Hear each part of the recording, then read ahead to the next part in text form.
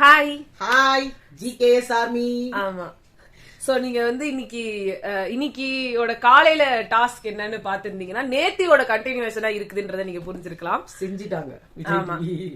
ஏன்னா வந்து நம்ம சௌந்தர்யாவோட மிகப்பெரிய கொஸ்டின் என்ன இருந்துச்சுன்னா, இந்த வீட்டுல வந்துட்டு என்னமோ இவங்கதான் ரொம்ப சமைக்கிற மாதிரி அப்படின்னு அவங்க சொல்லியிருந்தாங்க. சோ அதுல சமைச்சினே இருந்துக்கீங்கல்ல அப்படின்னாங்க. அதுதான் அவங்க பண்ணாங்க. சோ அதுல வந்து ஒரு டாஸ்கா வச்சு யாரு சமைச்சது நல்லா இருந்துச்சு அப்படின்னு வந்து கேட்டு இருக்கும் போது சௌந்தர்யா எதுக்கு இந்த டாஸ்க வைக்கிறாங்க அப்படின்னாங்க. அது உங்களுக்காக தான். யார் சமைச்சது நல்லா இருந்தது, யார் சமைச்சது நல்லா இல்ல. ஆமா. ஆனா அவங்களுக்கு வராதுன்றதையும் நம்ம வந்து தெரிஞ்சுக்கணும். ஏன்னா அங்க இருக்கிறவங்க வந்தவங்க எல்லாருமே வந்து வெளியில இருக்கிற சௌந்தர்யா ஃபேன்ஸ்னு சொல்லி ஃபேன்ஸ் நிறைய பேர் இருக்காங்க. அதுல ஒரு சில பேர் வந்து ஓவரா நான் நேத்தெல்லாம் சொன்ன மாதிரி நீங்க வந்து சௌந்தர்யாவை சப்போர்ட் பண்ணலாம், உங்க குடும்பத்துல இருக்கிறவங்க எல்லாம் வந்து செத்து போயிடணும்னு சொல்ற அளவுக்கு கமெண்ட் போடுற ஃபேன்ஸ்ன்ற பேர்ல முகமூடி அழிஞ்சுக்கிட்டு சில என்ன சொல்றது வன்ம புத்தி இருக்கிற ஆட்கள் இருக்காங்க இல்லையா. சோ அவங்க எல்லாம் வந்து அத சொல்லு. சரி, அவங்க பிஆர்ஓ இல்ல பிஆர்னு சொல்ல முடியாது. அவங்க பிஆர்ன்றவங்க இவ்வளவு கீழ்த்தரமா வந்து பேசுவாங்களா, ஓரளவு வசதியா ஒரு இது டீசென்ட்டா வந்து அவங்கள ப்ரமோட் பண்ணுவாங்க. அவங்க வீசல சில்லறைய பொறிக்கிறவங்க தானே இவங்க எல்லாம். சோ இவங்க எல்லாருமே என்ன பண்ணிடுறாங்கன்னா, அவங்க அதாவது நீங்க சௌந்தர்யாக்கு சப்போர்ட் பண்ணாம வேற யாருக்கும், அதுவும் ஜாக்லினுக்கு பேசிக்கா நீங்க சப்போர்ட் பண்ணீங்கன்னா உங்க குடும்பத்துல இருந்த இருக்கிறவங்க எல்லாருமே வந்துட்டு லாரி வச்சு கட்டி போயிடுவாங்க. இது வந்து ஒரு ட்வீட்டாவே போட்டுருக்காங்க. அதை நீங்க போய் பாக்கலாம். என்ன பாக்காதீங்க, கன்றாவியா இருக்குது. அந்த எக்ஸ் தளத்துக்குள்ளே போகாதீங்க. அது எக்ஸ்ன்னு கரெக்டா பேர் வச்சுக்கிறாங்க, வராத அப்படின்ற மாதிரி. டேஞ்சர். அது மேல மண்டை ஓடு வேணும் பிக்ஸ் பண்ணிடுங்க. எக்ஸ் போட்டீங்கல்ல, அது மேல ஒரு மண்டை ஓடு பிக்ஸ் பண்ணிட்டீங்கன்னு வச்சுக்கோங்களேன். அதுதான் அதுல வந்து துட்டை வாங்கி வச்சுக்கிட்டு துட்டு கொடுத்து இன்னும் 900 ரூபாய் கொடுத்தா ஒரு டிக் மார்க் கொடுத்துருவாங்க. அந்த டிக் மார்க்கை வாங்கி வச்சுக்கிட்டு சில பேர் பண்றாங்க பாருங்க, ஒரு கேவலமான ஒர்க்கு, ரொம்ப கேவலமா இருக்கு. இப்ப என்னன்னா சௌந்தர்யா அங்க வந்து நேத்து நைட்டு வந்து என்ன நம்மளுக்கே வந்து அந்த 1 hourல சரியா காட்டுறாங்க. லைவ்ல பாக்கும்போது தான் தெரிஞ்சது. அங்க ஒரு டாஸ்க் வச்சாங்கன்னு ஒரு தண்டத்துக்கு ஒரு பெருங்காய டப்பாக்கு ஒரு டாஸ்க் வச்சாங்கல்ல, அந்த பெருங்காயத்துக்காக வந்து இதுல வந்து குக்கிங் பண்றதுல வந்து ரயான்லாம் காலையிலே உழுந்தாரு. ஜாக்லிக்கு என்ன எடுத்துக்கோ, உன் டீம்ல நான் வந்துடுறேன், எடுத்துக்கோன்னு அவங்க எடுத்துக்கல. அவங்க அருண் கூட போயிட்டாங்க. அப்ப வந்து சௌந்தர்யா சொல்லிட்டு இருந்தாங்களா, ஏன் சமையல் தெரிஞ்சவங்க தான் பண்ணணுமா, எங்க மாதிரி தெரியாதவங்க எல்லாம் ஃபன்னா இதை போய் பண்ணலாம்ல அப்படின்ட்டு. அப்ப வந்து ஜாக்லின் சொல்லியிருந்தாங்களா, இல்ல நம்ம நல்லா பண்ணணும், நம்ம இது மாதிரி ஏதோ காட்டணும்னு அவங்க மாதிரி சொல்லியிருக்காங்க. எதை எடுத்தாலும் சீரியஸ் ஆயிடுறா இவ, ஃபன்னா எடுத்துக்கணும் ஃபன்னா எடுத்துக்கணும். அந்த டீம் வந்து கத்துச்சு. ரவீந்தர் சார் வந்துட்டு நீங்க உங்களுக்கு பிடிச்ச டீமுக்கு போய் கொடுத்துட்டீங்க. இத்தனைக்கும் ஒரு 9 பைசா பிரோசனம் கிடையாது. அதுல காசு வந்து இது ஒரு வின்னர் டீமுக்கு வந்து எதுவும் கிடையாது, பெருசா இல்ல, சீக்கிரம் முடிக்கணும் அவ்வளவுதான். ஆமா, எல்லாருக்கும் கிஃப்ட் அவ்வளவுதான். சோ அதுல வந்து அந்த கோவத்துலதான் சௌந்தர்யா வந்து கத்துறாங்க. இப்ப பேசிக்க நிறைய பேர் என்ன சொல்லிட்டு இருக்காங்கன்னா, இவ ஒரு ஆம்லெட் போடுறதுக்காக வந்து இவ்வளவு பண்றா ஜாக்லின், ஓவரா வந்து பேசுறாங்க அப்படின்னு சொல்லி. இல்ல ஒரு குரூப் வந்து சொல்லிட்டு இருக்காங்க. நாங்க இதையும் கிளாரிஃபை பண்ணிடுறோம். ஒரு டாஸ்க் வச்சாங்க சாப்பாட்டுக்காக, தீபக்கோட கேப்டன்சி அப்போ எல்லாரும் ஹாஃப் பாயில் போடணும்னு. நல்லா ஆம்லெட் போடக்கூடிய சௌந்தர்யா தான் அங்க போய் ஊத்தினாங்க, எனக்கு வரலடா அப்படின்னு. சரி விடுட்டாங்க யாரும், யாரும் தப்பா கூட. இப்போ அங்க உங்களால ஆம்லெட் போட முடியல, இப்ப இங்கேயும் ஆம்லெட் போட முடியல, ஒருத்தவங்க பிஞ்சு சாப்பிட மாட்டேன், சரியா வரலன்னு சாப்பிட மாட்டேன்னு சொன்னா நீங்க 13 ஆம்லெட் சும்மா இல்ல 13 பேருக்கு ஆம்லெட் போடணும். 13 பேருக்கு ஆம்லெட் போட்டீங்களா? அவங்க என்ன சொன்னாங்க, குரோசரி கம்மியா இருக்கு, வெளியில இருக்கிறவங்கள வந்து சமைக்க விடாத, அவங்களுக்கு எது எவ்வளவு இருக்குன்னே தெரியல. அதுவும் ரவீந்தர்ல வந்து சமைச்சாரு பாருங்க, ஒரு பாக்கெட் எண்ணெயை காலி பண்ணிட்டாரு. அதுதான் அவங்க சொல்லி, அதுதான் என்ன மருந்து நின்றது போல இருக்கு அதுல. அதான் சோ யாருக்கு எவ்வளவு இருக்குன்றதே தெரியாதுன்ற பட்சத்துல நீங்க போய் அசால்ட்டா, இப்ப நீங்க வந்து மூட்டை போட்டதை யாரும் எதுவுமே சொல்லல, நீ போடுறனா மச்சா மத்தவங்கள உள்ள வந்து வேலை பண்ண விடாத, நீயும் பாத்து போடு, இத வந்து உள்ள இருக்குதான் அவங்க சொல்றாங்க. உடனே இவங்க எல்லாம் என்ன பண்ணிட்டாங்கன்னா, வெசல் வாஷிங் போன வாட்டி வந்து ஜாக்லினால முடியலன்னு சொல்லி சௌந்தர்யா வெசல் வாஷ் பண்ண சொல்லி அவங்க சொன்னாங்க. சௌந்தர்யா வெசல் வாஷ் பண்ணாங்க. அப்ப நீங்க வந்து கிச்சன் இன்சார்ஜ் எல்லாம் கேட்கல. இன்னைக்கு அவங்க வந்து சமையல் பண்றாங்கன்னா கிச்சன் இன்சார்ஜ் கேட்கணுமா? நான் சொல்லவா, போன வாட்டி கிச்சன் இன்சார்ஜா அவங்க தான், ஓகேவா? இன்னொன்னு சொல்லவா, போன வாட்டி கிச்சன் இன்சார்ஜா இருந்துட்டு முத்துன்ற ஒரு ஆள் இருக்கிறதே மறந்துட்டு ஆம்லேட்டோ இல்ல அவருக்கு சாப்பாடுன்றதே கொடுக்காம நான் பட்னி இருக்கிறேன், வெஜிடேரியன் சாப்பாடு எதுவுமே கொடுக்கல. அவர் பன்னீர் பட்டர் மசாலா இருந்தது, மத்தியானம் சிக்கன் செய்ய போறாங்க. சோ மத்தியானம் சிக்கன் செய்ய போறாங்கன்னா அந்த நைட்டு செஞ்ச பன்னீர் பட்டர் மசாலா வெஜிடேரியன்ஸ்க்கு எடுத்து வச்சுக்கலாம். வெஜிடேரியன்னா நிறைய பேர் கிடையாது, 2 பேரும் 3 பேரும், 2 பேர் தான் இருந்தாங்க. பவித்ராவும் முத்துவும். பவித்ரா சாப்பிட்டாங்க, மீதி இருந்தது ராணுவும் விஷாலும் சாப்பிட்டாங்க. அப்ப முத்துக்கும் இல்ல, நீங்க தான் எவ்வளவு அழகா பண்ணீங்க, உங்களோட கிச்சன் இன்சார்ஜ்ன்றதா தெரியுமே. அங்க உட்காந்து இப்ப நீங்க ஜாக்லின் வந்து சொல்றீங்கல்ல, ஒப்பாரி வச்சாங்க. அத மத்தவங்கள வந்தா அழுதே நடிக்கிறா பார் அப்படின்னுவாங்க. இவங்க அழுதுட்டா அது வந்து உலகமாக ஜாக்லின் நடிச்சா கண்டென்ட்ங்க, full and full content, drama. யாரும் சொன்னாங்க சௌந்தர்யா வந்து ரியாலிட்டி ஷோல ரியலிஸ்டிக்கா இருக்கிறதா பாப்போம், எங்க கமெண்ட் செக்ஷன்ல தான் சொன்னாங்க. சோ சௌந்தர்யா ரியலிஸ்டிக்கா இருக்காங்க ஜாக்லினை கம்பேர் பண்ணும்போது. சோ நான் சொல்றேன், யாராவது ஒருத்தர் உங்களை கடுப்பேத்துனாங்கன்னு வச்சுக்கோங்களேன், நீங்க ரியலிஸ்டிக்கா இருந்தா வெளியில அவங்க வந்து உங்களை கடுப்பேத்த அப்புறமா என்ன சொன்ன எப்படி பண்ணுவாங்கன்னு பண்றதுக்கே நமக்கு அசிங்கமா இருக்குது அப்படின்னுவாங்க. அதுக்கப்புறம் இந்த மாதிரி உங்களுக்கு யாருன்னா கடுப்பு இருந்துச்சுன்னா அவங்கள பார்த்து பண்ணுவீங்க நீங்க ரியல் லைஃப்ல? அவங்க பண்ணுவாங்க. இல்ல இவங்க சொல்றாங்க ரியலிஸ்டிக்கா இருக்காங்க, அவங்களுக்கு பிடிச்சவங்க எல்லாம் பண்ணுவாங்க அது மாதிரின்ற. இப்ப எனக்கு புரியலங்க, அதே மாதிரி பக்கத்துல அவங்க ஃப்ரெண்ட்ஸ் வந்து அழுதுட்டு இருப்பாங்க, இவங்க அங்க பக்கத்துல போயிட்டு அப்படின்னு குழைப்பாங்க. அதே மாதிரி யாரோ ஒருத்தவங்க வந்து பைக்கை வந்து இடிச்சுட்டு கீழே விழுந்துடுறாங்க, நடிக்கிறான் அவன் மச்ச கால் உடையல, அது மாதிரி கால் அங்க கிடக்குறான், ஐயோ அவன் தான் காலை தூக்கி கட் பண்ணி போட்டான், அப்புறமா எடுத்து ஒட்டிக்குவான். அப்புறமா அவங்க யாருன்னா அழுதாங்க அப்படின்னா வந்துட்டு கண்டென்ட்டுக்காக பண்றியா? எனக்கு தெரியும் நீ பொய்யாதான் நடிக்கிறேன். இப்ப நீங்க என்ன சொல்லுவீங்க? நான் சொல்ல நான் அப்படி பண்ணுவேன்னு சொல்ல, நான் அப்படி பண்ணுவேனா? எனக்கு தோணுது மச்சான், தோன்றது கூட தப்பு. அடப்பாவீங்களா, அந்த வீட்டுல எது தோன்றாலும் தப்பாகுது. இப்ப இதெல்லாம் வந்து நீங்க என்ன சொல்றீங்கன்னா அவங்க பிக் பாஸ் வீட்டுக்குள்ள இருக்கிறதுனால பண்றாங்க. அப்ப வீட்டுக்குள்ள ஒருத்தவங்க வேற மாதிரி பண்றாங்க, அது எப்படிங்க ரியலிஸ்டிக்? அம்மாவே வந்து சொல்லிட்டு போயிட்டாங்க. இந்த ரியாக்ஷன்ஸ் எல்லாம் நீங்க காமிச்சதே இல்லையா வீட்டுல? பார்த்ததே இல்லையேன்னு கேட்டா சொல்றாங்க என் ஃப்ரெண்ட்ஸ் கிட்ட காட்டுவேன். இவங்களுக்கு எப்படி தெரியும்? அப்பனா உங்களுக்கு வீட்டுக்கே அடங்க மாட்டீங்களா நீங்க? ரியா கிட்ட கேமராட்ட புலம்புறா, கேமரா இருக்கிறதா பார்த்து தனியா போய் புலம்புறான்னு சொல்லி வெள்ளையா அனுப்புறீங்க. ஆனா சௌந்தர்யா தனியா புலம்புறாங்கன்னா அவங்க மனசுல இருக்கிற குமுறல்கள் எல்லாம் வெளில சொல்லி புலம்புறாங்க. அப்ப நான் கேக்குறேன், இந்த இது இல்ல நீ அப்படி புலம்புவியா? உனக்கு ஒருத்தர் மேல கோவம் நான் உள்ளதாங்க வச்சிருப்பேன். நான் வந்து மேபி ஃபேஸ் எக்ஸ்பிரஷன்ஸ், இந்த வீட்ல அதை விட சொல்லக்கூடாது, மேபி ஃபேஸ் எக்ஸ்பிரஷன்ஸ் காட்டுவாங்கங்க. அது பல்ல அந்த மாதிரி அது வந்து ஃபேஸ் எக்ஸ்பிரஷன்ஸ் அப்படின்வாங்க, தயவு செஞ்சு போயிடு அப்படின்வாங்க, எல்லாம் பண்ணுவாங்க. என்னடா இந்த வீட்ல அது கூட சொல்லக்கூடாதா? என்னடா உங்களுக்கு இஷ்டப்பட்டு இதுல வேற அவங்க இது நீ சீரியல்ஸ்ல இவங்க வந்து இல்ல தேவையே இல்லாம இந்த சௌந்தர்யாக்கு வந்து சப்போர்ட் பண்றேன்னு சொல்லி நான் அந்த கும்பல் சொன்னாங்களே, சௌந்தர்யா வந்து சப்போர்ட் பண்ணனா அவங்க வீட்டுல இருக்கிறவங்க எல்லாம் லாரி அடிச்சு செத்துருவாங்கன்னு. அந்த கும்பல் வந்து என்ன பண்ணிருக்காங்க, என்ட்ரி அப்போ ஃப்ரீ ஸ்டார்ஸ்க்கு என்ட்ரி அப்போ ஜாக்லினோட அம்மா உள்ள வர்றத பாத்துட்டு அவ கேமராவை தேடி பாக்குதான்னு பார்த்துட்டு அப்புறம் அழுகுறான்னாங்க. நேத்து வந்து சௌந்தர்யா அழுவும் போது இப்படி கண்ணை இப்படி மேல பார்த்துட்டு அதுக்கப்புறம் அழுதாங்க. அந்த வீட்டுல கேமரா இல்லாத இடம் எது? அத சொல்லு. இப்படி மேல எடுத்து பார்த்தாலே கேமராவை பாக்குறா அப்படின்னா அந்த நடு வீட்டுல நின்னுகிட்டு பேசுறாங்க, ஏன்னா அங்க கேமரா இருக்கு, எல்லா இடத்துலயும் கேமரா இருக்கு, எப்படியும் போக்கஸ் வரும். நேத்தும் உட்காந்து ஜாக்லின் கேமரா வேலையே இவங்களை போக்கஸ் பண்றது தானே. இல்ல நேத்தும் வந்து பேசிட்டு இருக்கும் போது ஜாக்லின் வந்து இப்படி பார்த்து இப்படி இப்படி இப்படி இப்படி பார்த்துட்டு இப்படி பண்ணிட்டு பேசுறாங்களாம். உடனே வந்து அவங்க கேமராவை தேடி அவங்க கண்டுபிடிச்சிட்டு பேசுறாங்க. நான் இங்க உட்காந்து உங்க முன்னாடி பேசும்போது இங்கதான் இருக்கு கேமரா. சம்டைம்ஸ் என்னோட தாட் ப்ராசஸ் நான் போகும்போது வேற ஒரு இடத்த கொஞ்சம் கான்சென்ட்ரேட் பண்ணி பார்ப்பேன். அப்புறம் எனக்கு ஞாபகம் வந்து நான் சொல்லுவேன், இதுக்கு பேரு திங்கிங். மனுஷன் யோசிப்பாங்க, அந்த யோசிக்கிறதுக்கு ஏதாவது ஒரு இடத்த பாப்பாங்க. சம்டைம்ஸ் அந்த வீட்டுல எல்லாமே கேமராவா இருக்கனால உங்களுக்கு கேமராவே தெரியுது. இந்த இடத்துல சௌந்தர்யாவும் கேமராவை பார்க்கல, ஜாக்லினும் கேமராவை பார்க்கல. ஆனா நீங்களா ஒரு கற்பனை உலகத்துல இருந்து ஒரு உலகமே உருவாக்கிடுறீங்க. நீங்க எல்லாம் எப்படி இருக்கீங்கன்னா வந்து இமோஷனல் ஏகாம்பரம் மாதிரி, என்னோட பவர்ஸ் எல்லாம் வச்சுட்டு நான் ஒரு புது யூனிவர்ஸே உருவாக்கி நேத்து ஒண்ணு கலப்பி விட்டாங்க பாரு, கொடுமையின் உச்சம். ஓவியாவை இவங்களோட கம்பேர் பண்ணிட்டாங்க. ஓவியாவுக்கு நடந்ததுலாம் இந்த வீட்டுல இவங்க நடந்ததுன்னா இவங்க மேல இருந்து எகிரி குதிச்சு உள்ள வந்து சௌந்தர்யாவை தூக்கிக்கிட்டு திருப்பி ஒரு ஹெலிகாப்டர்ல ஏறி அந்த பக்கம் எடுத்துட்டு போய் விட்டுருவாங்க. இது வரைக்கும் அவங்க அழுதப்போ எல்லா இடத்துலயும் ஜாக்லின் உட்கார்ந்துருக்காங்க இவங்களுக்காக. அந்த இடத்துல எல்லாம் யாருமே வரமாட்டாங்க. ஸ்னேகன் அவ்வளவு சொன்னாரு இல்ல, டுவர்ட்ஸ் தி எண்ட் தான் அவர் கொஞ்சம் சப்போர்ட் பண்ணாரு. ஆரம்பத்துல அந்த வீடே எதிர்த்து ஜூலியா ரூல்ஸ் வராங்க, if everyone is against one person that person will get evicted. அந்த மாதிரி எல்லாரும் இருந்தாங்க. அந்த மாதிரி காயத்ரி எல்லாம் தெரிஞ்ச ஏகாம்பரம் அவங்க சொன்னாங்க, ஒருவேளை அவ கரெக்டா படிச்சுட்டு வந்துருப்பா போல இருக்குது ரூல்ஸ். எல்லாரும் தெரிஞ்சுங்க, அவ சொல்றதை அப்படியே ஃபாலோ பண்ணுங்க. இந்த வீட்டுல யாருமே முடியலனா அவங்கள வீட்டை விட்டு வெளில தோத்திடலாம்.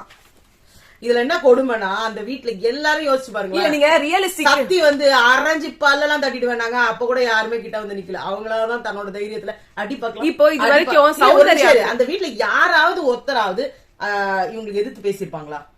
எனக்கு தெரிஞ்சு இல்ல. கமெண்ட் அடிக்கிறதுக்கே இவங்க மூஞ்சி சுருங்கிடுமா. அதான் சொல்றாங்க 14வது வாரத்துல கூட உன் தப்ப உனக்கு சொன்னா உன்னால திருத்திக்க முடியலன்னா நீ எப்பேற்பட்ட பொண்ணா இருப்ப? இப்ப சௌந்தர்யா ஒருத்தவங்க கமெண்ட் பண்றாங்கன்னு வச்சுக்கோங்களேன், சரி சம கமெண்ட் பண்றாங்க எல்லாம் ஓகே. இவங்க என்ன பண்ணிடுறாங்க, அந்த ஒரு பர்சனோட எல்லாத்தையுமே நெகட்டிவா காமிச்சிடணும். இப்ப ஜாக்லின் இப்ப அவங்க புடிச்சுக்கிட்டாங்க. நீங்க சொல்றீங்கல்ல ஒவ்வொரு வாரம் ஜாக்லின் ஒவ்வொரு ஃப்ரெண்டா மாத்திட்டே இருந்தாங்கன்ட்டு, சௌந்தர்யாவுக்கு அதே மாதிரி ஒரு லிஸ்ட் எடுக்கலாமா? ஃபர்ஸ்ட் வீக்ல ஜாக்லின் கூட இருந்தாங்க, ஜெஃப்ரி கூட இருந்தாங்க. அப்புறமா இது தர்ஷா, சாச்சனா, ஜெஃப்ரி சாச்சனா, தர்ஷா மொத்தமும், பாய்ஸ் டீம் மொத்தமும் towards the end Dharsha, Jeffrey, Sachana towards எண்ட்ல 2 வாரம் தான தர்ஷா இருந்தாங்க. தர்ஷா, சாச்சனா, ஜெஃப்ரி. அப்புறம் பாய்ஸ் டீம். அப்புறமா சாச்சனா இது இவங்க அவங்க போய் தர்ஷா போயிட்டாங்க. So Sachana, Jeffrey. சாச்சனா கூட பிரச்சனை வந்ததுன்னு நான் வந்துட்டு திருப்பி ஜாக்லின் கூட வந்துட்டு அப்புறம் அந்த கோவா கேங்குக்கு முன்னாடி வந்து ரயான் வந்ததுக்கு அப்புறமா தான் அது கோவா. ஆமா, அதுக்கு வரைக்கும் வந்துட்டு ஜாக்லின் கூட இருந்தாங்க. வேற யார் கூடயோ கூட இருந்தாங்களே, விஷால் கிட்ட அப்பலாம் இல்ல, விஷால் கூட அப்பலாம் இல்ல. அப்ப இப்படியே இருந்துட்டு இருந்தாங்க. அதுக்கப்புறமா ஜெஃப்ரி தான் அந்த இந்த டாஸ்க்லாம் வரும்போது ஆள் மாறாட்டம் எல்லாத்துலயுமே ஜெஃப்ரி தான். அதுக்கப்புறமா ரயான் என்ட்ரி ஆகி ரயான் 4வது வாரத்துக்கு அப்பவே ரயான் என்ட்ரி வரும்போது இவங்க 2 பேரும் அன்ஷிதா இவங்கன்னு சொல்லும்போதுதான் ஜாக்லின் வந்து அதுக்குள்ளேயே அது கூட அவங்க வந்து அனாவசியமா இவங்க கிட்ட பேசல, அவங்களாதான் இவங்களை கூப்பிட்டாங்க. நீ வந்து பண்றியா, அன்ஷிதா என் கூடயே இருக்க மாதிரி இருக்கியான்னு சொன்ன அப்புறம் தான் அவங்க வந்து உட்காந்து. அப்புறம் ரயான் வந்துட்டு அப்புறமா ரயானும் சௌந்தர்யா ஜாக்லின் இருந்தாங்க. அப்புறம் தான் அது கொஞ்சம் கொஞ்சமா வந்து உள்ள புந்து. அது வந்து அந்த ஸ்பிளிட் அந்த 50th டே அப்போ வந்து இது ஒரு கோவா கேங்கா மாறுச்சு. அப்பதான் வந்து அவங்களாம் வந்தாங்க. அடுத்த வாரமே அது பிரிஞ்சிருச்சு.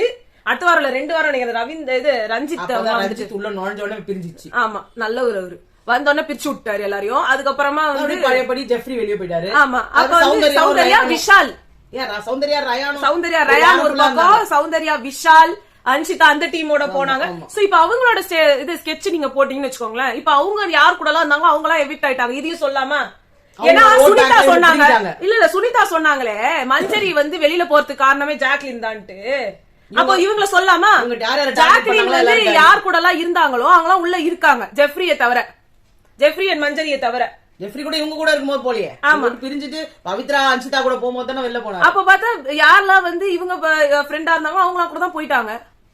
அன்ஷிதா போயிட்டாங்க, ஜெஃப்ரி போயிட்டாங்க, சாச்சனாவும் இவங்களால தான் போனாங்க, தர்ஷா போயிட்டாங்க, எல்லாரும் தானே போயிட்டாங்க. சொன்னாங்களே வெளில இருந்து வந்துட்டு 8 பேர் நீ தூக்கி இருக்கேன்னு. சாதனை. இன்னொன்னு, ஒரு நார்மலான ஒரு பர்சனா இருந்தா நீங்க சொல்றீங்களா ரியலிஸ்டிக்ன்ட்டு ஒரு விஷயத்த விஷால்ன்ற ஒருத்தர் கேரக்டர் அசாசினேட் பண்ணிருக்காரு. அந்த விஷயத்த பத்தி விஜய் சேதுபதி சொல்லி அது சொல்லவே முடியல வாயாலன்னு சொல்றாரு. அது மட்டும் இல்லாம சரி அப்ப விட்டீங்கன்னா கூட ஃப்ரீ டாஸ்க்ல வந்து அந்த நேஹான்ற பொண்ணு வந்து அவன் பேசினதை யோசிச்சு கேளுங்க, திருப்பி கூட என்னன்னு கேட்டுக்கோங்க. அப்படி கேட்டு உங்களுக்கு புரிய வந்ததுக்கு அப்புறமா அவனை செருப்பால கூட அடிங்கன்னு சொல்லிட்டு போகுது அந்த பொண்ணு. அப்ப அது பெரிய விஷயமா இருக்கும். அத கூட நீங்க இப்ப ஒரு சாதா ஒரு பர்சனா இருந்தா அது அப்படி என்னடா இஷ்யூ நம்மளுக்கு என்னவோ புரியல, இவ்ளோ எல்லாரும் பயங்கரமா பேசுறாங்க, கேட்பாங்களா கேட்க மாட்டாங்களா, இவங்க கேட்கல. ஆனா முத்துக்குமரன் ஒரு தப்பு பண்ணாரு. அவரும் வந்து நான் ஒழுங்குன்னு சொல்ல மாட்டேன், பட் அவரு வந்து ஜோக்கர்னு சொன்னாரு. ஆனா சௌந்தர்யாவை சொல்லல, தர்ஷாவை தான் சொன்னாரு. ஆனா இவங்க என்ன பண்ணாங்க, அந்த ஷோ முடிஞ்ச கையோட இந்த ஜோக்கர்னு என்னதானே சொன்ன, என்னதானே ஜோக்கர்னு சொன்ன, யார சொன்ன, என்ன சொன்ன, அப்படியே போட்டு ரவுண்ட் கட்டி அடிச்சாங்க. நான் இன்னொரு விஷயத்தையும் சொல்றேன். இன்னொன்னு சத்யா அந்த இடத்துல வந்துட்டு நான் தெரியாம சொல்லிட்டேன், உன்ன அந்த வேர்டை தப்பா சொல்லிட்டேன், அந்த வேர்டையும் சொல்லி நான் இந்த மாதிரி பொம்பளைங்க வந்து ஒரு மாதிரி பிசாசு மாதிரி ஒரு மாதிரி அசிங்க ரவுடி மாதிரி இருக்கிறது அப்படின்றது உட்கார்ந்து அவரையும் நீங்க ரவுண்ட் கட்டி அடிச்சீங்க. ஆனா அங்கேயே பேசுனீங்க. அப்ப கூட அவர் சத்யா கேட்டாரு, ஏமா நான் தான் சாரி கேட்டேன், திரும்ப அந்த விஷயம் கொண்டு போறேன்னு. அப்ப எவ்வளவு பெரிய கண்ணிங் நீங்க. ஆனா வேணும். ஆமா, ஆனா உங்க பேரை சொல்லி உங்களுக்கு ரஞ்சித்தும் ஒரு கடத்த தேவைப்பட்டதுனால ரஞ்சித் வந்து மூஞ்ச வச்சு தைச்சிடணும், அப்படியே தேய்ச்சிடணும்னு சொன்னது எல்லாத்தையும் எடுத்து குடுக்கறாரு விஜய் சேதுபதி சார். சௌந்தர்யாவ நீங்க பேட்ஜ வச்சு தைச்சிடணும், மூஞ்ச வச்சு தைச்சிடணும்னு சொன்னீங்களே சார்னு சொல்றத இவங்க வேற என்ன சொன்னாருப்பா அப்படின்னு விட்டாங்க. அது ஒரு விஷயமா அவர்கிட்ட கேட்கவே இல்ல. அவங்களுக்கு தேவையா இருந்தா அவங்களுக்கு வச்சுப்பாங்க, அவன் என்ன வேணா அசிங்கப்படுத்தலாம், நீ கேவலமான ஒரு ஜந்து. நேத்து நைட்டு கூட உட்காந்து சொல்லிக்கலாம், பவித்ரா ரியா கூட உட்காந்து பேசிட்டு இருந்தாங்க சௌந்தர்யா. அப்ப வந்து சொல்றாங்க, ஜாக்லின் இருக்கா பாரு, அப்பா அவன் என்கிட்ட வந்து சொல்றா, நீ எல்லாம் ஒழுங்கா தானே பண்ண, உன் மனசுக்கு தெரிஞ்ச மாதிரி தானே பண்ண, மக்கள் பாத்துக்குவாங்கன்னு. முடியலப்பா இவகிட்ட. பவித்ரா சொன்னாங்க, ஏய் லூசு, அவன் நீ அழுவுறான்றதுக்காக உனக்காக சொன்னாடி. ஆனா இது வந்து நம்ம சௌந்தர்யாவுக்கு புரியாது, ஏன்னா அவங்க ரியலிஸ்டிக்கா இருக்காங்க. அதனால அவங்களுக்கு இது எதுவுமே புரியாது. எத்தனையோ இடத்துல அவங்க கரெக்டா பேசுறதுக்குலாம் கரெக்ட்னு சொல்லி நின்னு இருக்கும், ஆனா அவங்க தப்பா பேசினாலும் கரெக்ட்னு சொல்றது எங்களால முடியல. ஜாக்லினையும் நாங்க எத்தனையோ இடத்துல அவங்க தப்பு பண்ணது எல்லாத்தையும் சொல்லிருக்கோம். ஏன் இந்த டிடிஎஃப்ல கூட முத்துக்குமரனோட கூட எதுக்கு வெக்கமே இல்லாம போய் சௌந்தர்யா பக்கத்துல காரி துப்புறோம், என்னத்துக்கு போய் அவங்களை கன்சோல் பண்ணணும். அந்த பொண்ணு நடிக்கிறீங்களா நீங்களும்? அப்ப ஜாக்லின் நீங்க நடிக்கிறீங்களா, சௌந்தர்யாவோட ஓட்டுக்காக நடிக்கிறீங்களா?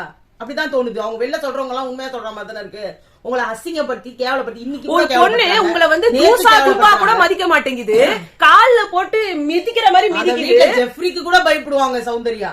அங்க பயப்படாத ஒரே ஆள் யாருன்னா ஜாக்லின். ஏன்னா டேக் இட் ஃபார் கிராண்டட், என்ன வேணா பேசலாம், இவளை கேட்கறதுக்கே ஆள் கிடையாது அப்படிங்கிற மாதிரி என்ன வேணா பேசுறது. என்ன அப்பா நீங்க ஒண்ணு பண்றீங்க பாரு, அப்படியே கிழிச்சிட்டீங்க சமையல் பண்ணி பண்ணி இந்த வாரம்லாம் அப்படின்னு சொல்லிட்டு நேத்து பண்ணாங்களே, காலையில அப்படியே பரிதாபப்பட்டு அழுதிங்களே ஊன்னு. இப்போ இவ்வளவு சொல்றீங்கல்ல, அவங்களால முடியல, அவங்களால முடியல, நீ போய் சமைக்கிறியான்னு அவங்க எத்தனையோ இடத்துல கேட்டிருக்காங்க. நீங்க எல்லாரும் வந்து மறந்துருவீங்கன்னு நான் நினைக்கிறேன். இதெல்லாம் பேசும்போது எத்தனையோ இடத்துல சௌந்தர்யா நீ வந்து பண்ண வேண்டியதானு கேட்ட இடத்துல எல்லாம் எல்லாம் மச்சான் அது மச்சான். இப்ப தேவையில்லாம ஒண்ணு வராங்க.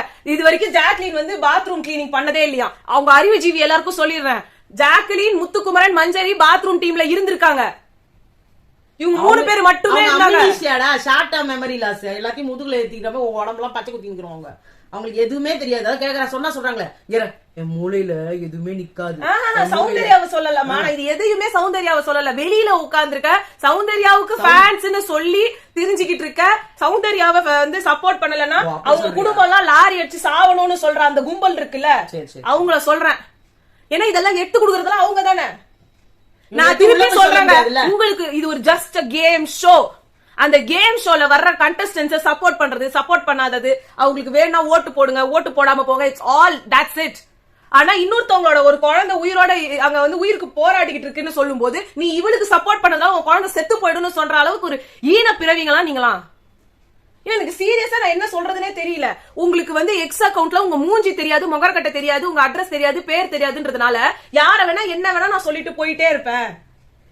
அதுதான் நான் வந்து இந்த மாதிரி தான். நம்மளோட மனுஷத்தன்மை அவ்வளவுதான். லாஸ்டா ஒரு கேம் ஷோல பார்ட்டிசிபேட் பண்ற அந்த வின்னர், அவங்க வின் ஆயிட்டாங்கன்னா கூட உங்களுக்கு காசு தர போறாங்களா? 50 லட்சத்துல உங்களுக்கு 5 லட்சம் ரூபாய் தர போறாங்களா? அப்படி தராங்கன்னா கூட இந்த மாதிரி நீங்க ஒரு வார்த்தையை பேச முடியாது. எனக்கு வந்து சீரியஸா நான் சொல்றேன், இந்த மாதிரி கமெண்ட் பண்ற இன்னொருத்தவங்க லைஃப்ல இன்னொருத்தவங்க இந்த மாதிரி கமெண்ட் பண்ணும்போது நாளைக்கு இந்த விஷயம் நம்மளுக்கு நடந்தா என்ன ஆகும்ன்றத அவங்க யோசிக்க மாட்டாங்க. யோசிக்க விஷ்ணு இருக்காரு, போன வாட்டி அவ்வளோ பேசியிருக்கிறாரு. ஒன்னும் இல்ல, உங்களுக்கு நடிக்கணும்னா ஒண்ணுமே இல்ல, ஒரு பிஆர் டீம் செட் பண்ணி வச்சுக்கோங்க, ஆவுனா கொஞ்சம் அழுவுங்க, தேவையே இல்லாம எல்லாருக்கிட்டையும் போய் சண்டை போடுங்க. நீங்க தான் வந்து அப்ப அதை வந்து இவங்க சொல்லி கொடுத்துருக்கீங்களா? நீங்க அப்ப நீங்க என்ன சொன்னீங்களோ அதை தான் அவங்க பண்றாங்க. சோ அவங்க பேரண்ட்ஸ் சொல்ற பொண்ணு கிடையாது இவங்க. நீங்க என்ன சொல்றீங்களோ அதுக்கு ஆடுற பொண்ணு. நீங்க ப்ரப்போஸ் பண்றது எல்லாமே அங்க ஃபேக்கா இருக்கு. அவங்களும் ஃபேக்கா தான். என்னைக்கு வந்து அர்ச்சனாக்கு அவங்களோட ஃபேமிலியோட சப்போர்ட் இருந்துச்சோ, என்னைக்கு வரைக்கும் இருந்ததோ, என்னைக்கு வரைக்கும் அவங்களோட இதெல்லாம் இருந்ததோ, அவங்க ஃபேமிலி எப்படிலாம் சொன்னாங்களோ அந்த மாதிரி எல்லாம் இவங்க பண்ணாங்களோ, she was in a good name. இன்னைக்கு சம்பந்தமே இல்லாம நான் வந்து அருணுக்கு சப்போர்ட் பண்றேன்னு இறங்கினவங்க இப்ப டோட்டலா சௌந்தர்யாக்கு சப்போர்ட் பண்றேன்னு இறங்கிட்டாங்க. சோ அவங்களுக்கு ஒரு மைண்ட் செட் ஆயிடுச்சு போல. அருண் வெளில வந்து ஒரே போட்டோவை போட்டு எல்லாரும் ஒரே போட்டோவை போட்டு ஒரே இத போட்டு vote for Soundarya, stay strong, stay strong. என்னங்க அப்ப ஜாக்லினுக்கு யாருங்க ஸ்டே ஸ்ட்ராங் சொல்றது? அது இல்ல, என்ன கேவலமா இருக்கு. நாங்க பிஆர் ஒர்க் பண்ணலன்றீங்களா? அப்ப அவங்க இவங்க இந்த கன்னடத்துல இருக்கிற 2 டாப் 2 பிளேயர்ஸ் பிபில, அப்புறம் தெலுங்குல 2 வின்னர் ரன்னர், அதுக்கப்புறமா மலையாளத்துல அந்த ஸ்ரீதூன்றவங்க, அப்புறம் இங்க அப்படி விஜய் டிவி மொத்தம் ஃப்ரீயா பண்றாங்களா? இவங்களா ஃப்ரீயா பண்றவங்களா? எல்லாமே ஏதோ ஒரு எதிர்பார்ப்புல பண்றாங்க. சுத்திகாக்கு பிஆர் டீமோட தானங்க போனாங்க. கண்டிப்பா இல்லனா இன்னைக்கு இப்ப கூட வந்து கடைசியா அவ்வளவு ஓட்ஸ் கேட்டாங்க.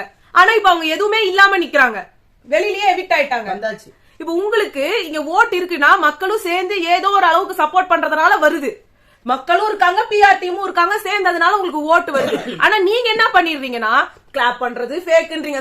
ஜாக்லின் கிளாப் பண்றது ஃபேக்ன்றத போட்டா அதை போடுறவங்க, சௌந்தர்யா வந்து இவங்க நிறைய பேர் கிளாப் பண்றாங்க, அவங்க மனசுல இருக்காங்க அவங்க இவங்க. ஆனா இது சௌந்தர்யா என்னத்துக்குதான் கிளாப் பண்றாங்களோ, என்னத்துக்குதான் சப்போர்ட் பண்றாங்களோ, என்னத்துக்குதான் ஜாக்லின், என்னத்துக்குதான் ஜாக்லின் அதிசயமா உண்மையை சொன்னாரு. எனக்கு ஜாக்லினும் பிடிக்கும், சௌந்தர்யாவும் பிடிக்கும். ஆனா சௌந்தர்யா நேத்து பண்ணாங்க பாருங்க, அது ரொம்ப கொடுமையான ஒரு விஷயம்.